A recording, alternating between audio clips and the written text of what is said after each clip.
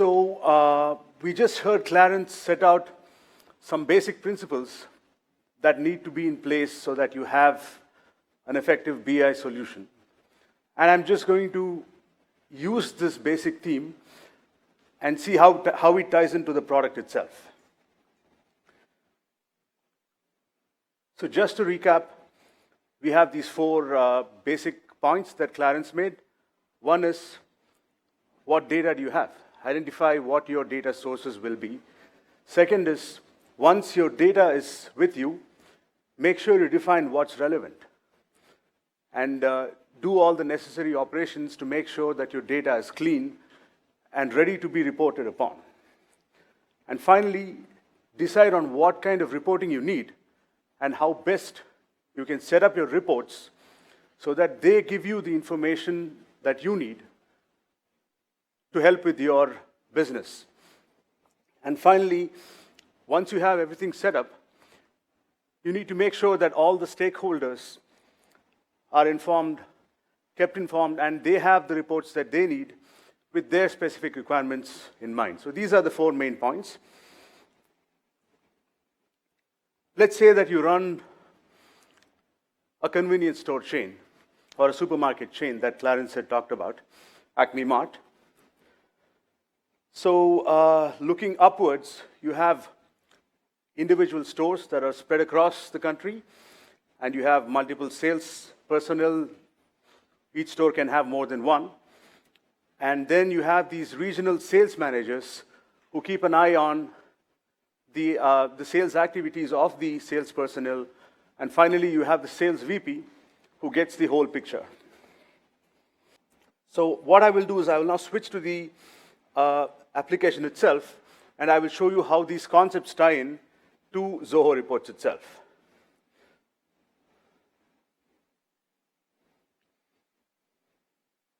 Right. So now we've actually jumped into Zoho Reports. And I'll just take a moment to explain the interface itself. So you have a list of your existing data sets here, and right now it's pretty empty. If you want to access the actual objects that you've used in the recent past, you can just use the recent items slider. Now, if you want to create additional data sources, this is where you do that. So I just hit that plus button. Now, switching back to the Acme Mart, let's say that you're recording the actual sales transactions, and you're finding a place to aggregate those. And in addition, you also have your salesperson specific information. So you have their information, you have their data, you have their quotas. So you have these two different data sets that are stored separately. And let's also say that you found a way to store them in the cloud. So this is our basic premise. So you have one data set, which is the actual sales information, the actual sales transactions. And then the second is more on the salesperson related. So you assign them quotas. You actually make sure that you have their information properly set up. So these are the two basic data sets. And I'm actually going to go through the process of number one, which is get your data in. What data do you have? So these are the two basic sources, and I will be importing them into the application. So I'm actually going to use a cloud import, but if your data happens to live in a spreadsheet, in a CSV or an Excel, that is definitely usable as well.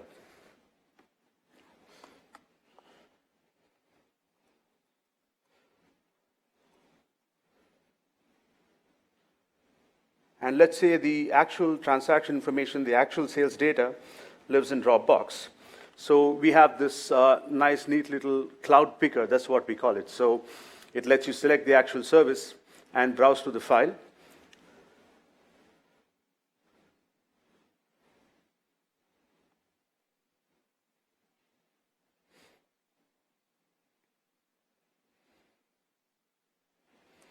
So now the screen has changed. So what happens is we brought in the data, and it now lives inside a table in Zoho Reports. So I'll take another second to explain the internal view. So we have this list of objects on the left-hand side, And let me do the first thing that I do, let it be renaming this object to something that makes more sense. So I have this table, which is the actual sales table. And if you notice, it has these rows and columns that represent individual transactions. So you have the salesperson name and the amount and so forth. So all these objects will be listed on the left-hand side. So you see the table is listed on the left, and it's actually opened here, and any new object that I open will show up as a tab here. So this is the basic navigation structure. Now let me go ahead and get the second data set in, which is the salesperson-related data.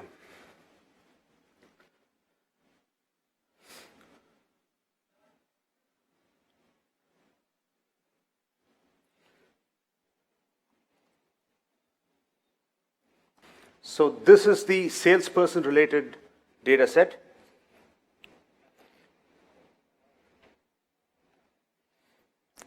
And you notice that once this came in, the actual left nav updated, so it has the salesperson data here. By the way, you don't have to do this manually. You can set this up as a scheduled import.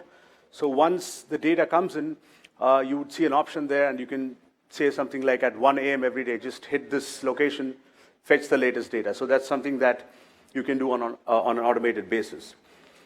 So just to recap, what did we do? We went into a couple of cloud storage services, and we brought in 2 data sets. Now, as Clarence has mentioned in his presentation, we need to make sure that there's a linkage between these 2 data sets before we can have the cross-functional information. So what we're going to do is we're going to link these 2 using a common field.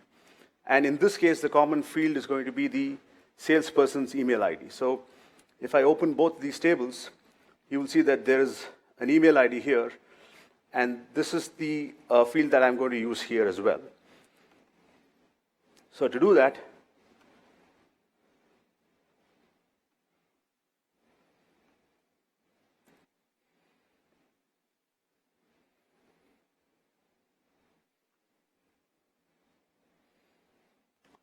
I just went and made an association between this salesperson email in the actual sales transaction file and the corresponding salesperson data set. So I just made an association between the actual sales table and the salesperson related table, and I linked them using a common field. Now let's actually look at the data itself. So I might want to do a bit more of I just look at it and see if it is clean enough. So I have the sales, I have the cost, I have the profit. So once I'm sure that it has everything I need, I can then move on to step 2, which is define what is relevant. So I will, then decide that I want to see something like a sales trend, maybe a last 6 month sales trend. That's something I need to know, right?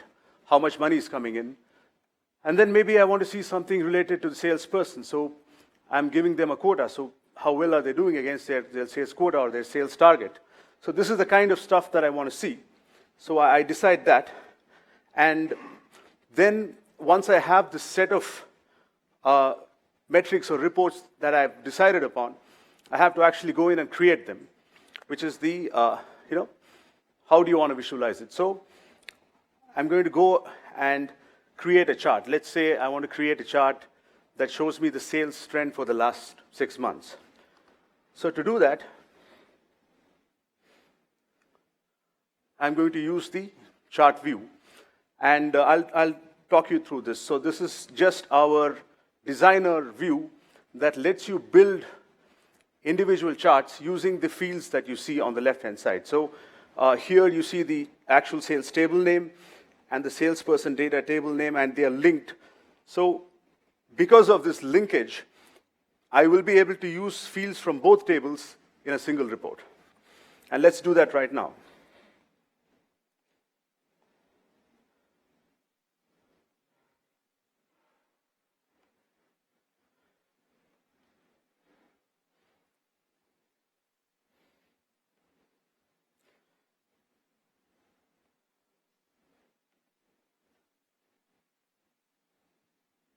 So we have a chart.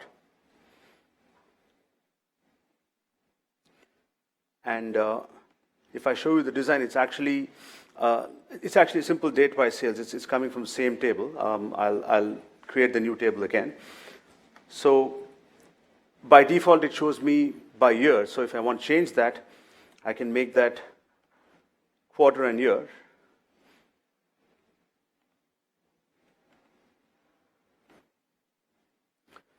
So I can choose the grouping that I want. So by default, it might choose year, but then I can say, okay, no, I want this a little more granular, and then I can select that. And even for the number that I'm plotting itself, right now I'm just using a simple sum of sales. If I want to do something like a max, for example, I can just select that. So we have this host of mathematical functions that you can use depending on what you want to plot. So if I want to just see the maximum numbers for each quarter, I can do that. And I had mentioned earlier that we want to see the information for the last 6 months. So we'll just give this report a name.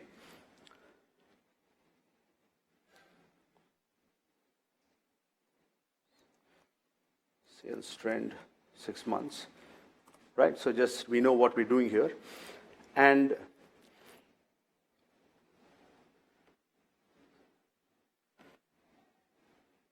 so this is where the concept of filters come in. So this allows you to actually focus on a specific subset of the data. So you might have data for the last 5 years or 10 years, but if you only want to see the most recent data, you can use this filter setting. So it will only consider a specific subset of the data for reporting purposes. And let me show you how that's done.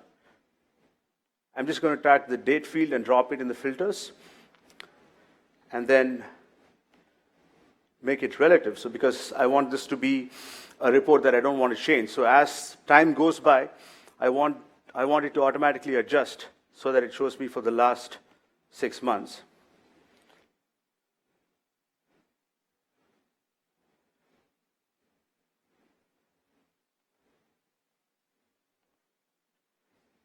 And so there we have it. So by default, it's a line chart, but I can quickly change it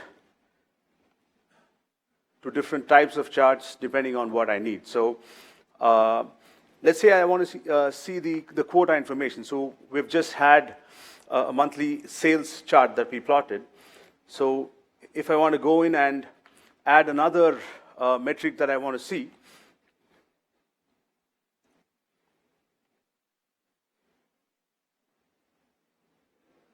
and let's say in this case, I only want to see it for the current month.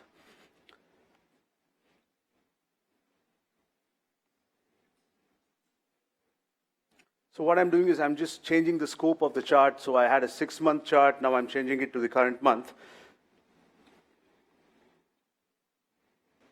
So this is just the basics of how you would go about creating a chart. So it's a designer-based view. You would drag and drop these individual fields and then build the chart. And then if you actually need access to the numbers themselves, you don't want to actually be required to click on and drill down manually. So we have this pivot table, which is something that anyone who's used Excel would be familiar with. So how many of you have used pivot tables here in the past, right? So we know how that works. So that's a tabular view where the actual numbers themselves are pretty important. So let's just go through and build a pivot table.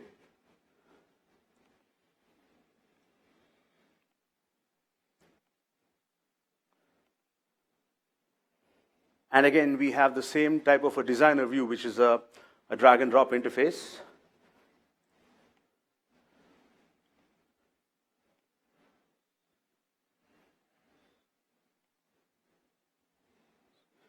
So this is a simple chart that we have. I'm just going to make it larger for viewing.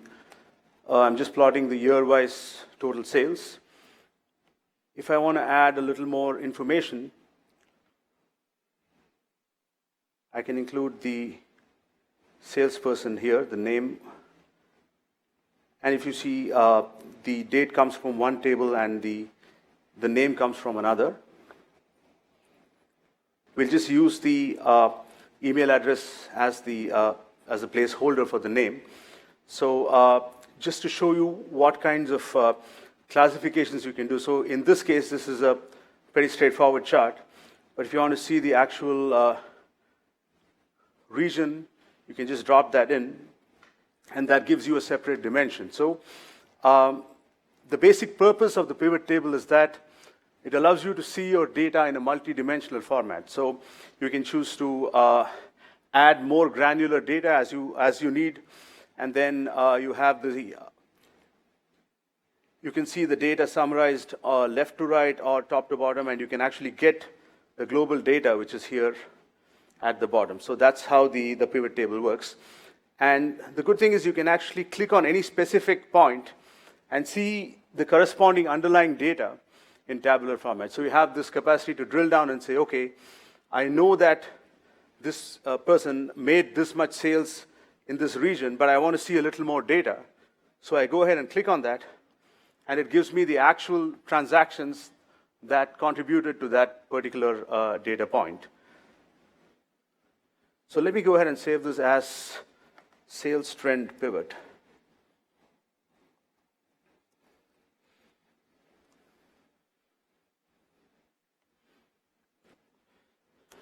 So just to orient ourselves, what we did was step one, we brought in the data.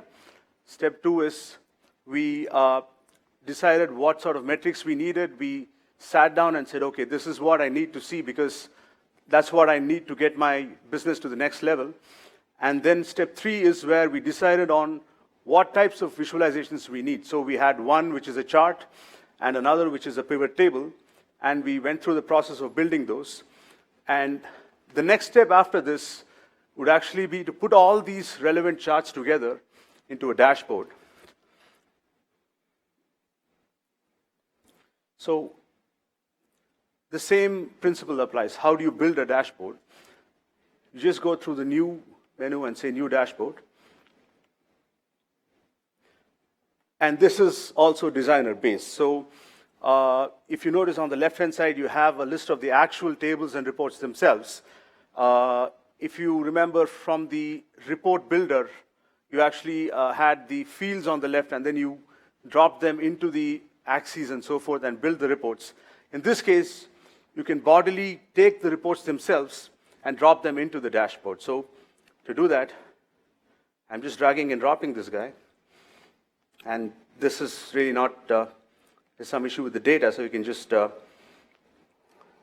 is not the final version really. So the pivot is something that we just built, and I'm dropping it next. So if you noticed, I actually went and I can expand, and in this case, I actually contracted it because in a dashboard, the real estate is pretty important. So you need to make sure that you have it as densely packed as possible so that you see as much information as you possibly can. So I can move things around a little bit. So it's a pretty, it's a place where I can play around to see and find the right fit and mix for my reports. In addition, I can just take the actual tables themselves in case that is needed. So in some instances, you might need to have access to the raw data itself. So I can drop that in. Maybe a heading might be useful here. So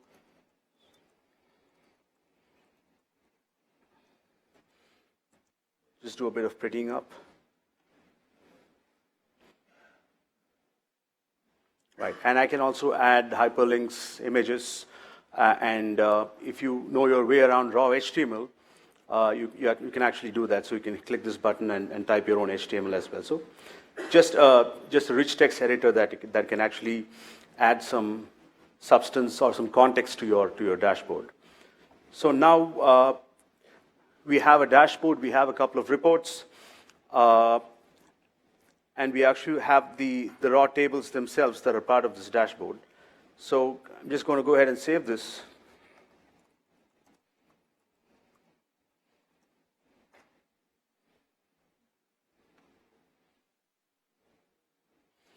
Now, one neat feature that we have is you have one dashboard that is contains, let's say, 5, 6 different key reports. You might want to have one way to actually filter all of these reports so that you get the picture for one specific salesperson. Let's say, let's stick to that example. So that's where the concept of user filter comes in. Now, a user filter is nothing but an interactive view mode filter that lets you, as the dashboard consumer, interact with the report itself, filter with it, filter the reports in it, and get to the specific data that you want. So if I click on this, I'm just going to use the salesperson email here, and then save the dashboard. So if I go to the view mode, I see the user filter that we just added. And if I went anywhere and selected just the corresponding email address,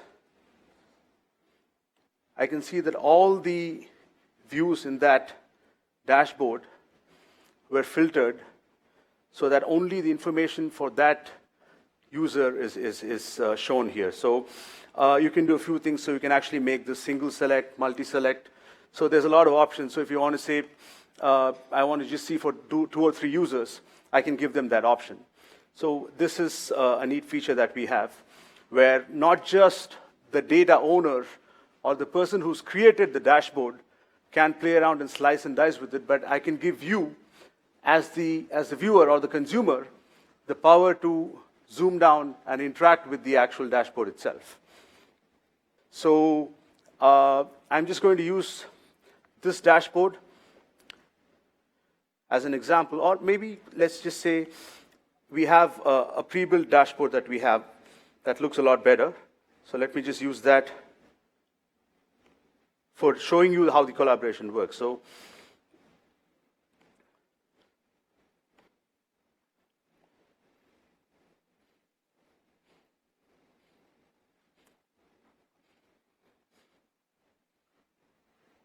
so that's more like it. So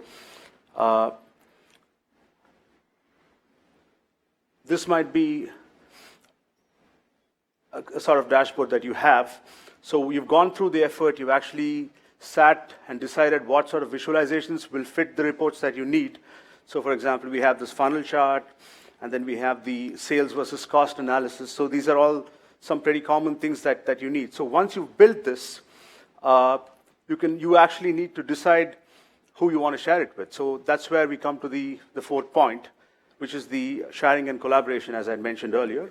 On the top right here, you have some of the menu primitives. So you can actually export this dashboard, email it to someone, and then the sharing, which is what we're going to look at. And finally, the publishing options, and that ties into his questions about the user license. So that's something I'll be talking about. So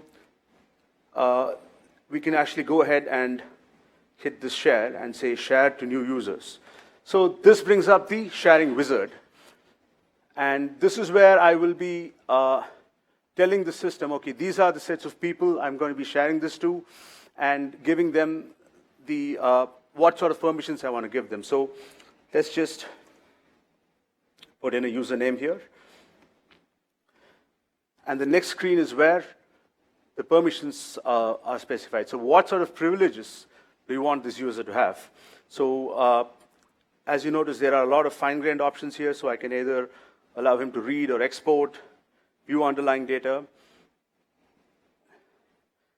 to the extent that I can actually control the columns that they can see. So if there are only selected set of columns that I want a set of people to see, I have that level of fine-grained control so that only the data that people are privy to is made visible to them. So once we have this set up the way we want it, we switch to the filter criteria. And this is a neat feature again. And let's just go back to the Acme Mart example. So I'm the sales VP, and I have individual sales managers for different regions. So let's say that I want to share this dashboard with the sales manager for the West region, just as an example. Now, I want them to have access to the reports themselves because they give me some important metrics, but I only want that person to have access to the data pertaining to their region. So if it's a sales manager for West, then I want them to only see the data filtered according to the West region.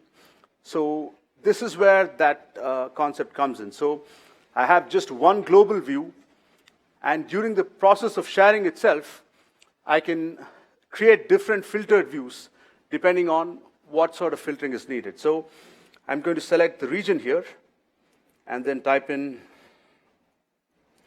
West. Oops. And there are other fields as well. So if I want to have a more detailed filtering setup, I can do that. I can select other filter criteria. And then this is where the actual notification goes out. So they get a link to the object, and then they see an actual subject and body, and all these can be changed. So when this happens, that user actually gets an email, and when they access it, they will only see the data filtered by the region West. You can have one master view, and you can filter it out to different people so that they only see that subset of the data. So they will see the same reports, they will see everything that is here, except that the actual data is restricted only to what you want them to see. And then finally, we have the publish options. So in certain cases, you might actually want to make this dashboard completely accessible without login. So if you want to, maybe if you're writing a blog, you might just want to be able to just push it completely to your users without their logging in. So that gives you the option to do this. In addition, you can also take up individual reports and embed them as iframes within your web context. So if you have an article and you have a specific report that will lend some weight to that article, you can just take that report alone and you get this little snippet, an iframe snippet, and you can play with it, you can tweak it a little bit, and you can choose to make it freely accessible and plug it right into your website. So you can do that either with individual charts, individual objects, or the entire dashboard itself, so that you make sure that it gets the wider reach that it needs to. So similarly, if you want to publish the whole view itself, so you get a direct link to the dynamic object itself, and you can choose to make it accessible without login, so that you can just publish this URL, and anyone who has access to it would be able to view the entire interactive dashboard. And then, if you give them the permissions, they can actually go in, click on it, interact with it, get the underlying data, and so forth. So that brings us to the end of the fourth section. So we, just to recap, we brought in the data, we did some cleansing, we decided what we want to plot. We went through the process of creating these reports, put them into a nice dashboard, and then we decided who needs to see it, and we found out how we can share it with people with custom filtering enabled. So that kind of brings us to the end of this presentation.